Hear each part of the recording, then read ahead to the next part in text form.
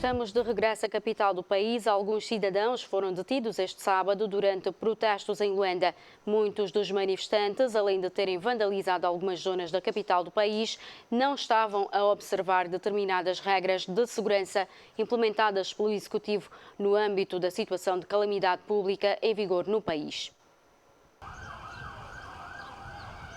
Clima tenso em Luanda. Em tempo de pandemia, dezenas de civis não se deixaram inibir pelas novas restrições impostas pelo governo e decidiram realizar uma manifestação, pois, para eles, tais restrições não passam de um pretexto usado para se travar a marcha. Nós anunciamos a realização da manifestação muito antes da leitura do decreto presidencial. Então achamos isso injusto. Em primeiro lugar, não teve aprovação da Assembleia Nacional. O elevado índice de desemprego e a demora na calendarização das eleições autárquicas motivou-os a protestar. De verdade, o Estado, há 2 anos atrás, ele disse que vai dar emprego, 500 mil de emprego que ele já garantiu. Mas, de verdade, esse emprego não aparece. Não tem nenhum partido que está a fazer confusão. É só o povo que está a manifestar. Por outro lado, também exigimos a calendarização das eleições autárquicas, que até agora não se deu ainda nenhuma data para a sua realização. A polícia de intervenção rápida interveio na manifestação com balas de borracha e gás lacrimogéneo. O confronto entre manifestantes e agentes da polícia neste sábado resultou na detenção de alguns cidadãos. Em outra zona da capital do país, vários cidadãos saíram à rua na manhã deste sábado também para protestar pela falta de emprego. O desemprego em Angola aumentou consideravelmente nos últimos meses devido ao agravamento da condição económica das empresas que foram fortemente afetadas. Primeiro pela crise económica que se observou em todo o mundo, com grande queda no preço do barril do petróleo e a seguir pela pandemia da Covid-19. O protesto acontece no dia em que entrou em vigor o novo decreto presidencial que proíbe ajuntamentos de mais de 10 pessoas na via pública como medida de prevenção para conter o avanço da SARS-CoV-2 no país. A concentração estava marcada às 11 horas de frente ao cemitério Santana. Cidadãos já mobilizados vinham de alguns municípios de Luanda. À luz do novo decreto presidencial que proíbe o ajuntamento de mais de 5 pessoas, a polícia saiu para fazer cumprir a lei, mas esta ação não foi bem acolhida pelos manifestantes, o que gerou tumulto.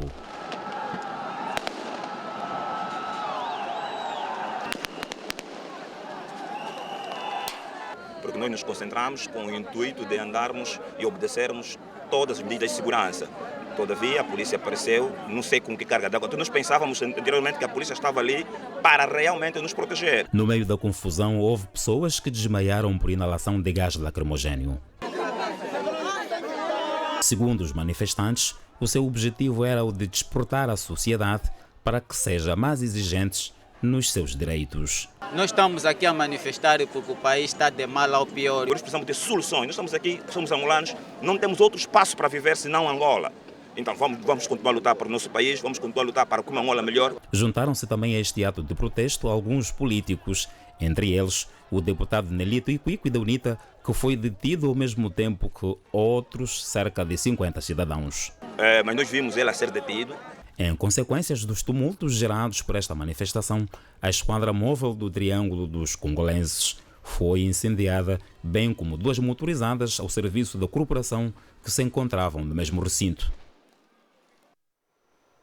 E a governadora de Luanda, Joana Lina, repudiou neste sábado os atos de desacato protagonizados por cidadãos durante esta manifestação organizada pela sociedade civil. Joana Lina apelou ao bom senso dos cidadãos no sentido de respeitarem as medidas de biossegurança.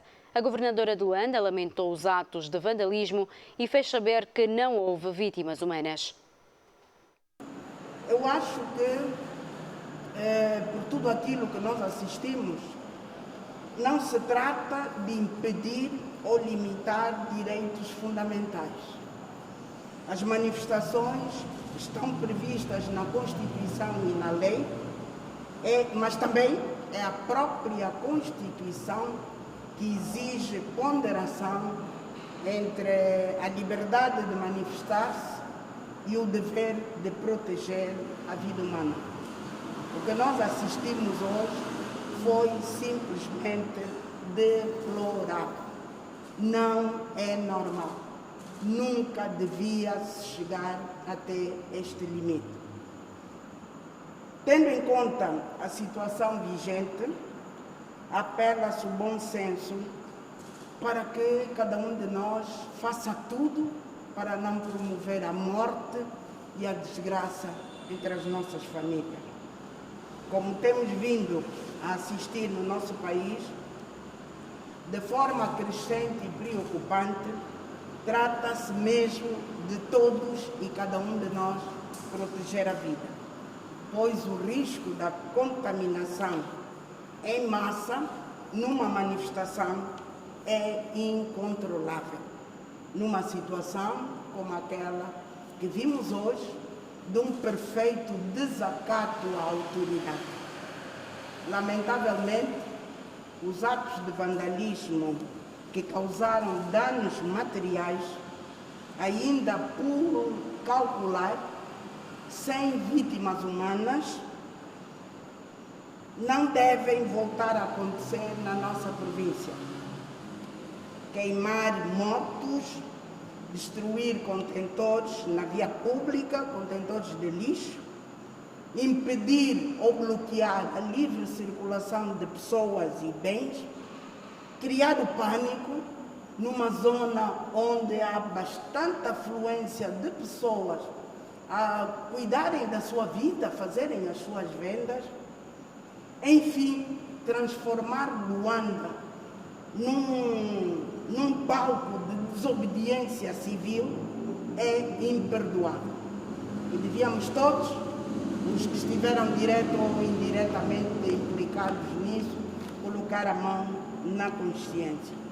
Porque eu penso que nenhum cidadão consciente pode estar satisfeito com este triste acontecimento e o filme que vimos hoje com a realidade que temos também de, num minuto, circular pelas redes sociais e trazer para todas as mães que eventualmente não tinham os seus filhos em casa aquela preocupação do que poderia ter acontecido. A governadora de Luanda apelou ainda aos municípios da cidade de Luanda que não se deixem manipular. Joana Lina garantiu que o governo provincial vai continuar a acompanhar o evoluir da situação. Eu gostaria realmente de aproveitar esta oportunidade para apelar a todos os munícipes da província de Luanda. Devemos estar vigilantes. Não se deixem manipular por indivíduos irresponsáveis e com objetivos inconfessos, pois as primeiras e últimas vítimas que eles pretendem atingir são vocês mesmos. Por isso, cuidem-se, protejam os vossos filhos, comuniquem. Alguma parte desses filmes nós já vimos noutras ocasiões e não gostaríamos que se voltasse a repetir e que fosse o palco principal a província de Luanda. Mantenham a calma, por favor, cumpram com as regras de biossegurança que estão a ser praticamente comunicadas, cumpram com as questões que estão previstas no decreto presidencial e confiem